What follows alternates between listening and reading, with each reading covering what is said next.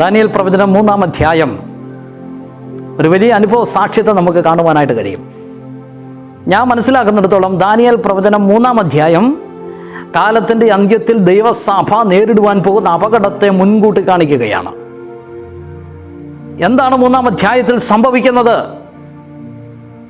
Babylon സാമ്രാജ്യത്തിൻ്റെ അധിപതിനായിരുന്ന Nebuchadnezzar രാജാവ് ഒരു സ്വർണ്ണ ബിംബത്തെ പണിയുന്നത് കാണുവാൻ കഴിയും. 2-ാം അധ്യായത്തിൽ അദ്ദേഹം സ്വർണ്ണ തലയുള്ള ഒരു ബിംബത്തെ സ്വപ്നം കാണുന്നുണ്ട്. 3-ാം അധ്യായത്തിൽ അദ്ദേഹം പൂർണ്ണമായി സ്വർണത്തിൽ തീർത്ത ഒരു ബിംബത്തെ അവിടെ പ്രതിഷ്ഠിക്കുകയാണ്. ഈ സ്വർണ്ണ ബിംബത്തെ, ഈ വിഗ്രഹത്തെ പ്രതിഷ്ഠിച്ചിട്ട് അദ്ദേഹം ഒരു രാജകൽപ്പന എഴുതുകയാണ്. സകല ദേശവാസികളുമായുള്ളവർ വന്ന് ഈ വിഗ്രഹത്തെ, ഈ പ്രതിമയെ, ഈ സ്വർണ്ണ ബിംബത്തെ നമസ്കരിക്കണം, അതിന് മുന്നിൽ മുട്ടുകുത്തി അതിനെ വണങ്ങണം. അദ്ദേഹം ഒരു രാജകൽപ്പന തീർപ്പാക്കി സകല ദേശാധിപതികൾക്കും അയച്ചു കൊടുത്തു. എല്ലാവരും വന്ന് സ്വർണ്ണ ബിംബം കാണുവാൻ തടിച്ചുകൂടി. അവിടെ കൂടി വന്നവരോട് രാജാവിൻ്റെ വിളംബരം വിളിച്ചു പറഞ്ഞു, നിങ്ങൾ എല്ലാവരും തന്നെ സ്വർണ്ണ ബിംബത്തിനു മുന്നിൽ മുട്ടുമടക്കി അതിനെ നമസ്കരിക്കണം. ഇതിന് പിന്നിലെ രാജാവിൻ്റെ ഉദ്ദേശം എന്തായിരുന്നു? ഈ ബിംബത്തെ നമസ്കരിക്കുന്നതിലൂടെ സകല ആളുകളെയും തന്നിലേക്ക് സ്വാധീനീകരിക്കുവാൻ, സകലരെയും തന്നിലേക്ക് കൊണ്ടുവരുവാൻ രാജാവിൻ്റെ ഒരു വലിയ ശ്രമമാണ് അവിടെ നടക്കുന്നത്. താൻ മാത്രമാണ് ഭരണാധികാരി, താൻ മാത്രമായിരിക്കും ഏകചക്രവർത്തി, താൻ മാത്രമായിരിക്കും അധികാരി, തനിക്കപ്പുറത്തോ മറ്റൊരു അധികാരിയില്ല. 2-ാം അധ്യായത്തിൽ താൻ കാണുന്ന തല പൊന്നുകൊണ്ടുള്ളത് അത് തിരുമനസ് തന്നെ എന്നുള്ള പ്രവചനം നിൽക്കെ അദ്ദേഹം പിന്നീട് വരുന്ന ലോക രാജ്യങ്ങളെ അംഗീകരിക്കാതെ ആ പൊന്നായിരിക്കും പൂർണ്ണമായിട്ടുമുള്ളത്, താൻ മാത്രമായിരിക്കും അധികാരി, മറ്റൊരു സാമ്രാജ്യവും എഴുന്നേറ്റ് വരികയില്ല. അതുകൊണ്ട് തൻ്റെ ബിംബത്തെ നമസ്കരിക്കുവാൻ അവിടെ നിർബന്ധിച്ചു കൊണ്ടേയിരുന്നു, വിഗ്രഹത്തെ നമസ്കരിക്കുവാൻ നിർബന്ധിച്ചു. ഇനി ഈ വിഗ്രഹത്തെ നമസ്കരിക്കാത്ത ആരെങ്കിലും ഉണ്ടെങ്കിൽ അവരെ അപ്പോൾ തന്നെ എരിഞ്ഞുകൊണ്ടിരിക്കുന്ന തീപ്പൊയ്ക്കകത്തേക്ക് വലിച്ചെറിയുവാൻ അദ്ദേഹം കൽപ്പന കൊടുത്തു. ആ കൽപ്പന കേട്ട് സകല ആളുകളും സകല മനുഷ്യരും ഈ വിഗ്രഹത്തിന് മുന്നിൽ വണങ്ങി നമസ്കരിച്ചു കൊണ്ടിരിക്കുമ്പോൾ അതിനകത്ത് 3 പേര് ഈ വിഗ്രഹത്തെ വണങ്ങാതെ നിൽക്കുന്നതായി കണ്ടു. അവരെക്കുറിച്ച് രാജാവിന് അറിവ് കൊടുത്തു. ആരാണ് ഈ 3 പേര്?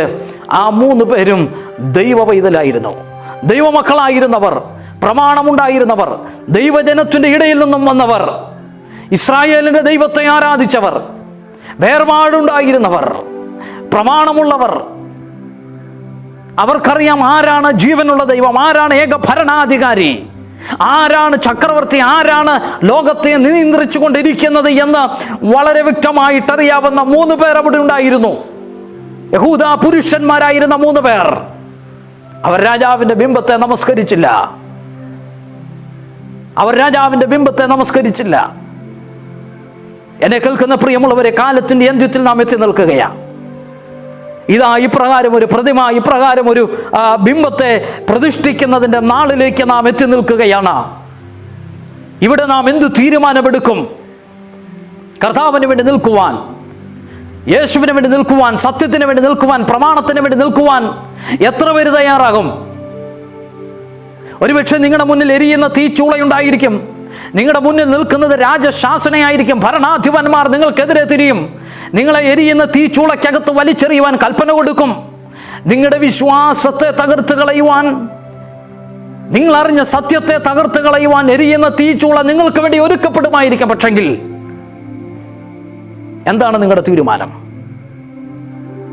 ഇതായി 3 ചെറുപ്പക്കാർ ഒരുമിച്ചൊരു തീരുമാനം അവിടെ എടുക്കുകയാണ്. രാജാവേ, ഞങ്ങൾ സേവിച്ചു വരുന്ന ദൈവത്തിന് ഞങ്ങളെ ഇതിനകത്തു നിന്നും വിടുവിക്കാൻ കഴിയുമോ?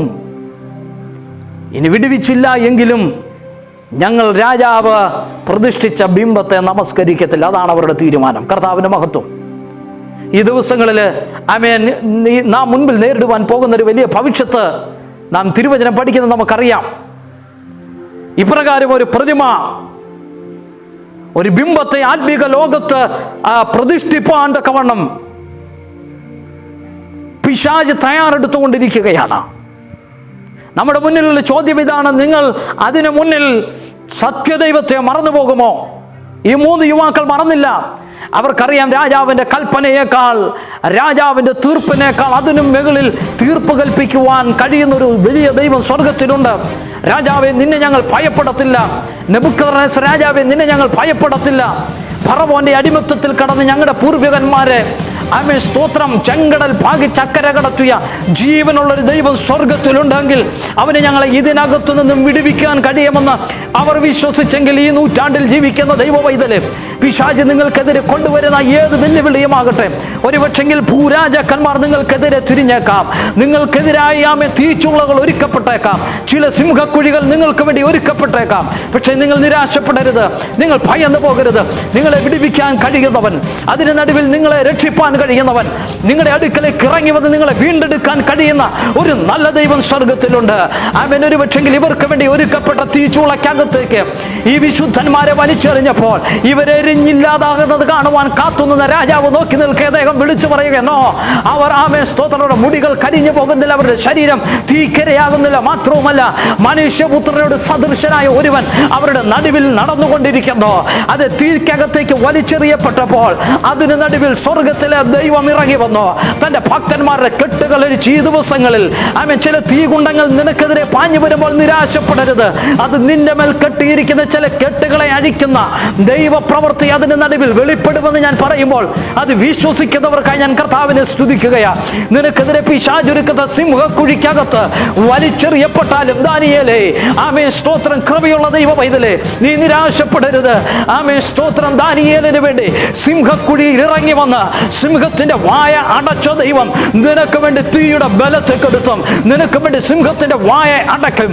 ഈ ദിവസങ്ങളിൽ ഏത് നെബൂഖദ്നേസർ രാജാവും നിനക്കെതിരെ എഴുന്നേൽക്കട്ടെ, ഏത് വലിയ അധികാരികൾ നിനക്കെതിരെ എഴുന്നേൽക്കട്ടെ, പക്ഷെ നീ തകർന്നു പോകത്തില്ല, നീ വീണു പോകത്തില്ല.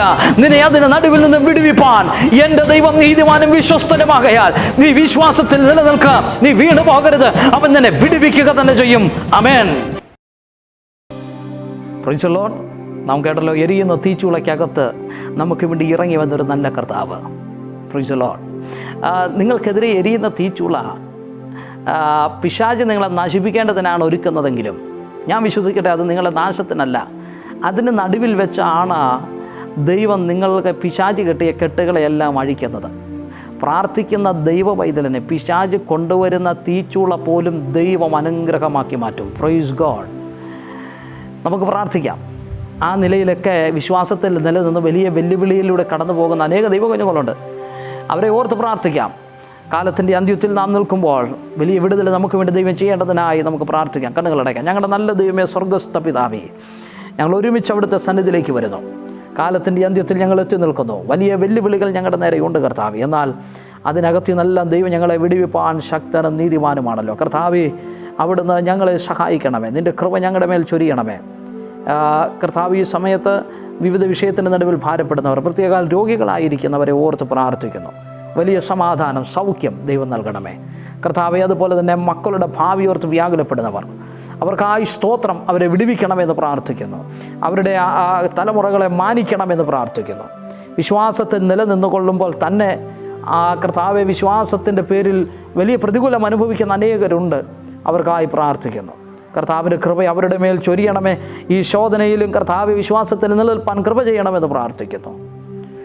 കടഭാരത്താൽ ഭാരപ്പെടുന്നവർ എത്രയും വേഗത്തിൽ അതിനകത്ത് നിന്ന് വിടുതൽ പ്രാപിപ്പാൻ ഇടയാക്കണം. കർത്താവ്, ഞങ്ങളെ സ്നേഹിക്കുന്നതിനായി സ്തോത്രം, യേശുവിൻ നാമത്തിൽ തന്നെ ആമേൻ. കർത്താവ് നിങ്ങളെല്ലാം അനുഗ്രഹിക്കട്ടെ. ഈ മിനിസ്ട്രി ഓർത്ത് ദൈവമക്കൾ പ്രാർത്ഥിക്കണം.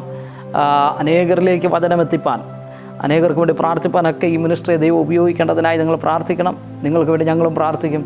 കർത്താവ് നമ്മെ എല്ലാം അനുഗ്രഹിക്കട്ടെ. God bless you. ആമേൻ.